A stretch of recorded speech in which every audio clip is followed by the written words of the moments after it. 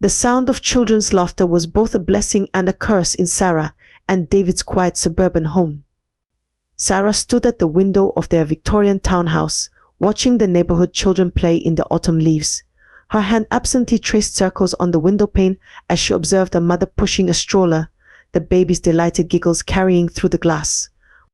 Behind her, David wrapped his arms around her waist, resting his chin on her shoulder.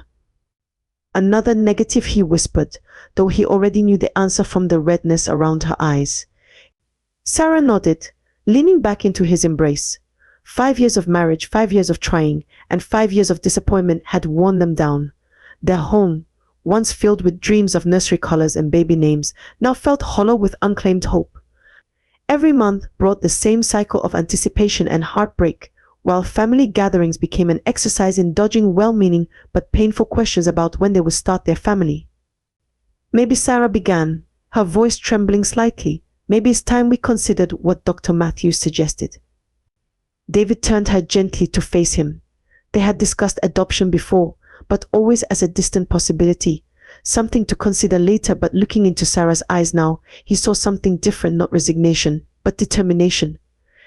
1 month later, they found themselves at New Hope Adoption Agency, surrounded by files and photographs of children waiting for homes. The social worker, Ms. Rodriguez, had been patiently showing them profiles for hours when she hesitated, her hand hovering over one particular file. "There is one more child," she said softly. "She's been with us longer than most. Mia is 6 years old, and she has some special needs." Sarah opened the file and gasped. Staring back at her was a face that seemed to radiate sunshine, bright brown eyes, an infectious smile, and dimples that could melt the coldest heart. The photo showed Mia in her wheelchair. But what caught Sarah's attention wasn't the chair, it was the way the little girl held a book in her lap, her expression full of joy and curiosity. David squeezed Sarah's hand as they read through Mia's file together. Born with a condition that affected her mobility, Mia had been in the system since infancy.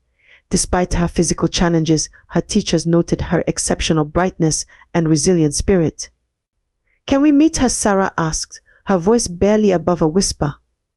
The day they met, Mia changed everything. She wheeled herself into the playroom of the children's home, wearing a yellow dress that matched her sunny disposition. Within minutes, she had David laughing at her jokes and Sarah entranced by her stories about her favorite books. "Do you like reading bedtime stories?" Sarah asked, kneeling beside Mia's wheelchair. "I love them," Mia exclaimed. "But nobody here has time anymore. They're too busy with the little babies." Sarah and David exchanged glances, years of unspoken dreams passing between them in an instant. In that moment, they knew this remarkable little girl was meant to be their daughter. "We have all the time in the world for stories," David said, his voice thick with emotion, "and we would love to read them to you every night if you'd let us be your family." Life bloomed like spring flowers in the months following Mia's arrival. Sarah and David transformed their home into a haven of accessibility and comfort, with ramps replacing steps and doorways widened to accommodate Mia's wheelchair. But more than the physical changes, it was the sound of laughter that truly made the house come alive. Every morning began with Maria, Mia's personal maid, helping her prepare for the day at Oak Ridge Academy, the city's most prestigious private school. The school had initially hesitated about accepting a student with special needs, but David's determination and Mia's brilliant entrance test scores had won them over. Now Mia's teachers regularly praised her sharp mind and eager participation in class. "Daddy, Ms. Thompson says I might skip a grade," Mia announced one evening, her eyes sparkling with excitement as David wheeled her through the park. Sarah walked beside them, holding a picnic basket filled with Mia's favorite sandwiches and fresh-baked cookies. "That's wonderful, sweetheart," Sarah beamed, watching as a group of children waved to Mia from the playground. Unlike at her previous school, here Mia had friends who saw past her wheelchair, drawn to her quick wit and kind heart. Their evenings became a cherished ritual. After dinner, they would gather in Mia's room, which Sarah had decorated with twinkling fairy lights and floor-to-ceiling bookshelves. David would lift Mia from her wheelchair onto the bed, and Sarah would snuggle beside her. Together, they traveled through wardrobes to Narnia, sailed with Max to where the wild things were, and solved mysteries with Nancy Drew. "Just one more chapter," Mia would plead, her eyes growing heavy despite her protests. Tomorrow, Princess David would promise, tucking her in with an extra kiss. Weekends were filled with adventures. They discovered wheelchair-accessible trails in nearby parks, attended adaptive sports events where Mia cheered the loudest, and hosted movie nights where Mia's friends from school would pile onto their sectional sofa, sharing popcorn and dreams. Mia's first birthday with them was a celebration that the neighborhood talked about for months. Sarah transformed their backyard into an enchanted garden, with accessible paths winding through balloon arches and fairy lights. The cake, decorated with books and butterflies, Mia's favorites, took center stage as friends and family gathered to sing. "Make a wish," darling Sarah whispered as Mia leaned forward to blow out her candles. "I don't need to," Mia replied, looking up at her parents with eyes full of love. "I already have everything I ever wished for." In those golden days, their family felt complete. Sarah and David had discovered that parenthood had nothing to do with biology and everything to do with love. Each morning brought new joys, each evening new reasons to be thankful. They were creating more than just memories, they were building a foundation of unconditional love and acceptance that they believed would last forever. The morning Sarah discovered she was pregnant, the bathroom echoed with her shocked sobs of joy. After years of negative tests, the two pink lines seemed almost miraculous. David burst through the door, his face splitting into a smile that reached his eyes, and they held each other, trembling with happiness. "Mia's going to be a big sister," Sarah whispered, her hand protectively covering her still flat stomach. At first, Mia shared their excitement. She would wheel herself to Sarah's side, placing her small hand on her mother's growing belly, giggling when she felt the baby kick. She drew pictures of their expanding family, 4 stick figures, one in a wheelchair, all holding hands under a bright yellow sun. But as Sarah's pregnancy progressed, subtle changes began creeping into their once perfect routine. The nightly reading sessions grew shorter, then sporadic, then stopped altogether as Sarah's fatigue took over. "Maybe tomorrow, sweetheart," became a familiar refrain that echoed through Mia's increasingly quiet evenings. The baby girl arrived on a spring morning, perfect and pink, with David's dark hair and Sarah's delicate features. They named her Grace, and she became the center of their universe. The house that had once revolved around Mia's schedule now moved to the rhythm of Grace's needs: feeding times, nap times, crying times. Maria noticed the changes first. Mia, once bubbling with stories about school, grew quieter. Her homework, previously completed with enthusiasm, started coming back with red marks and concerned teachers' notes. During parent-teacher conferences, Ms. Thompson expressed worry about Mia's dropping grades and withdrawal from class discussions. "She used to be our most engaged student," Ms. Thompson explained, sliding Mia's latest test scores across her desk. "Now she barely participates." Sarah, dark circles under her eyes from sleepless nights with Grace, dismissed the concerns with a wave of her hand. "She's just adjusting to being a big sister. All children go through this phase." David nodded in agreement, his attention divided as he checked his phone for messages from the nanny watching Grace. At home, Mia would wheel herself to Grace's nursery, hoping to help with the baby. But Sarah's protective instincts, heightened by exhaustion and anxiety, created invisible barriers. "Careful with the wheelchair, Mia. Stay back a bit. We don't want any accidents." Each evening, Mia watched from her doorway as her parents cooed and sang to Grace, their faces glowing with the same love they had once shown her. The fairy lights in her room, once magical, now cast shadows that seemed to mock her loneliness. Her books gathered dust on the shelves, their adventures untold, their pages unturned. "It's normal," she overheard Sarah telling David one night. "She'll adjust. We just need to focus on Grace right now. She's so little. She needs us more." But in her room, Mia's carefully constructed world was crumbling, one forgotten bedtime story at a time. Grace's first birthday dawned bright and clear, the summer sun casting a golden glow over the elaborate decorations that transformed the backyard. Pink and white balloons danced in the breeze, streamers twisted around carefully arranged tables, and a towering cake stood as the centerpiece, its fondant butterflies eerily similar to the ones that had adorned Mia's cake just 2 years before. But Mia watched the preparations from her upstairs window, still wearing her everyday clothes. No new dress hung in her closet for this celebration. No special role had been planned for the big sister. She could hear the excited chatter of arriving guests, the clink of glasses, and the chorus of cooing over Grace. "Why can't I come to the party?" Mia had asked that morning, her voice small and uncertain. "It's just easier this way, sweetheart," Sarah had replied, distracted by party preparations. "There will be too many people, too much movement. We don't want any accidents with the wheelchair." So Mia sat alone in her room, tears sliding down her cheeks as she listened to the sound of happy birthday floating up from below. Maria had the day off, and no one came to check on her. Through her window, she could see Grace, resplendent in a frilly pink dress, being showered with gifts and attention. But the celebration's joy proved heartbreakingly brief. 3 days later, Grace developed a fever that wouldn't break. The house that had been filled with laughter became a maze of worried whispers and frantic phone calls. Sarah and David rushed their baby to the hospital, leaving Mia with Maria, their minds too consumed with fear to notice their older daughter's concerned eyes following them out the door. For 3 days they barely came home, sending Maria updates that she quietly shared with Mia. On the 4th day, they returned without Grace. The baby's fever had won its brutal battle, leaving behind a silence more deafening than any cry. Sarah collapsed into grief, spending days in Grace's nursery, clutching tiny onesies and rocking an empty chair. David threw himself into work, coming home late with red-rimmed eyes. In their pain, they found their way back to Mia, as if suddenly remembering the daughter who remained. "Would you like me to read you a story?" Sarah asked one evening, appearing in Mia's doorway, a book clutched to her chest like a shield against sorrow. Mia nodded, her heart aching with a complicated mix of guilt and relief. She hadn't wanted this, hadn't wanted her sister gone, hadn't wanted her parents' attention at such a terrible price. As Sarah settled beside her, her mother's familiar perfume mixing with the salt of barely hidden tears, Mia reached for her hand. "I miss her too," Mia whispered, and Sarah broke down, holding her adopted daughter close, as if afraid she might disappear as well. For a while, their old routines returned, though now tinged with grief.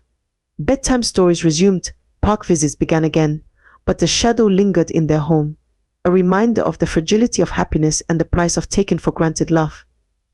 The announcement of Sarah's pregnancy with twins brought an unsettling echo of past joy to their home, but this time something was different. Where once there had been inclusion, now there was division. The nursery was repainted, designer furniture ordered, and amidst the flurry of preparations, Mia became increasingly invisible. "We need to make some adjustments," David announced one evening, not quite meeting Mia's eyes. "The twins will need special care, the best of everything." The first adjustment came in the form of a transfer notice. Oak Ridge Academy, with its wheelchair-accessible campus and dedicated support staff, was replaced by Riverside Public School, where Mia's wheelchair barely fit through the cramped hallways. Her new classmates stared and whispered, and there was no one to help her navigate between classes. Sarah's pregnancy hormones became an excuse for cruelty. "Can't you do anything right?" she would snap when Mia's wheelchair bumped against furniture. Once, when Mia accidentally dropped the glass, Sarah's hand flew out, leaving a red mark on her cheek that Maria silently treated with ice later that night. David, once her storytelling companion, became a ghost in her life, his attention solely focused on preparing for his biological children.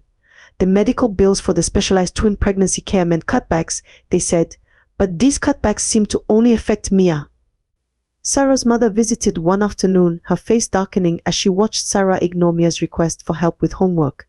"You're making a terrible mistake," she warned. "That child needs you." "She's not a child anymore," Sarah replied dismissively. "She needs to learn independence." The true depth of their neglect revealed itself when Maria's mother fell ill in her village. "It's only for a week," Maria pleaded, torn between her duties. "Please arrange for someone else to help Mia." But Sarah and David had other plans. Actually, David announced, "We're taking a vacation with the twins. It'll be our last chance before they arrive. Mia will be fine on her own." They left her with some bottled water and packets of biscuits like an afterthought. For 3 days, Mia sat trapped in her wheelchair, unable to reach the bathroom, unable to cook, unable to call for help. The water ran out first, then the food. Her throat burned with thirst, her body weak from hunger and the indignity of her situation. When Maria returned early, alerted by her instincts that something was wrong, she found Mia semi-conscious, dehydrated, sitting in her own waste. Her scream of horror echoed through the empty house as she called for an ambulance. The hospital staff's faces turned grim as they documented Mia's condition. Maria, with tears streaming down her face, made 2 calls, one to Sarah and David, who dismissed her panic from their beachside resort, and another to the adoption agency that had trusted them with Mia's care. Within hours, a representative arrived, her face ashen as she took in the sight of the once vibrant child now connected to IV fluids, her spirit as broken as her trust. Sarah barely flinched, her hands protectively cradling her swollen belly carrying the twins. The substantial fine meant nothing to them. They were already planning the twins' nursery, their minds focused on their real family's future. They didn't see Mia's tears as she was wheeled away, didn't notice her small hand reaching back one last time toward the people she had once called Mom and Dad. The courthouse stood imposing against the grey autumn sky as social workers wheeled Mia through its doors. Inside, Sarah and David faced the consequences of their actions, their designer clothes and practiced smiles doing nothing to mask the evidence of their neglect. The judge's gavel fell like thunder, each strike emphasizing the severity of their crimes. The court finds the defendants guilty of child neglect and endangerment, the judge declared, her voice carrying years of experience with similar cases, yet unable to hide her disgust. Custody of the minor Mia is hereby permanently revoked. But fate had its own form of justice in store. The twins were born healthy and beautiful, and Sarah and David threw themselves into parenthood with renewed vigor. Their social media overflowed with perfectly staged photos, their house echoing with the sounds of the family they had always wanted. Their celebration of the twins' first birthday was extravagant, featured in local news as the society event of the season. The next morning, Sarah went to wake the twins for their morning feed. The silence that followed her scream brought neighbors running. The twins lay peaceful in their designer cribs, looking as if they were merely sleeping, but no amount of medical intervention could bring them back. Doctors were baffled, 2 healthy babies, gone without explanation. Something in Sarah snapped that day. She began seeing Mia's face in every wheelchair that passed, hearing her voice in the night. We should have loved her better, she would mumble, rocking back and forth in the twins' empty nursery. She was our miracle, and we threw her away. David tried to hold things together, but watching his wife's descent into madness while grappling with his own guilt proved too much. Their marriage crumbled under the weight of unspoken accusations and shared responsibility. Meanwhile, Mia found herself in a home where love wasn't measured by biology or ability. Her new parents, experienced foster carers, understood the depth of her trauma and met it with patience and unwavering support. They celebrated her achievements, supported her therapy, and most importantly, made her feel seen. "You are perfect exactly as you are," her new mother would say, helping her with homework or adapting activities to include her wheelchair. Years later, when Mia graduated high school with honors, Sarah watched from afar, unrecognized among the crowd. She saw her former daughter radiant with achievement, surrounded by her true family, and finally understood the magnitude of what they had thrown away. In their pursuit of a perfect family, they had destroyed the miracle they already had. 10 years had passed since the courthouse day, and Mia wheeled herself confidently through the halls of her university's psychology department. Her research on adopted children with disabilities had earned her recognition, and her advocacy work had helped change policies at multiple adoption agencies. The wheelchair that Sarah and David had seen as a burden had become her strength, a platform from which she helped others find their voice. "You've come so far," her adoptive mother, Linda, said proudly after one of Mia's speaking engagements. The love in Linda's eyes was constant, unwavering, the kind of love Mia had once known with Sarah and David, before the miracles they'd prayed for had blinded them to the miracle they already had. Life had taken different turns for Sarah and David. Their grand house, once filled with dreams of a perfect family, stood empty now, foreclosure signs marking the end of their financial stability. David had lost himself in work, trying to outrun his guilt, until his company downsized and he found himself without the career that had defined him. Sarah spent her days in therapy, slowly piecing together the fragments of her shattered mind. One autumn afternoon, Mia received an unexpected letter. The paper was expensive, the handwriting shaky but familiar. Sarah's words spilled across the pages, years of regret distilled into ink. "My dearest Mia, time has taught me the cruelest lesson that sometimes our greatest blessings come disguised as challenges. You were our true miracle, sent to teach us that love transcends all boundaries. We were too blind to see it then, too caught up in our dreams of what we thought a perfect family should be. Every day I see wheelchairs passing by, and every day my heart breaks anew remembering how we failed you. The children we lost were perhaps heaven's way of teaching us that parenthood isn't about perfect babies or biological connections, it's about the perfect love we had and threw away. You owe us nothing, least of all forgiveness. But I needed you to know that in losing everything, we finally understood what we had in you, a daughter whose strength and spirit were the real miracle we had prayed for. Mia sat in her study, the letter trembling in her hands. Through her window, she could see Linda in the garden, adapting the flower beds so Mia could tend them from her wheelchair. Behind her, photographs lined the walls, graduation ceremonies, family vacations, ordinary moments made extraordinary by unconditional love. She thought of Sarah and David, of the painful journey that had brought her to this place of peace. Their loss had become her gain, their rejection had led her to true acceptance. In the end, perhaps that was the greatest miracle of all, that sometimes broken dreams lead us to the dreams we were meant to live all along.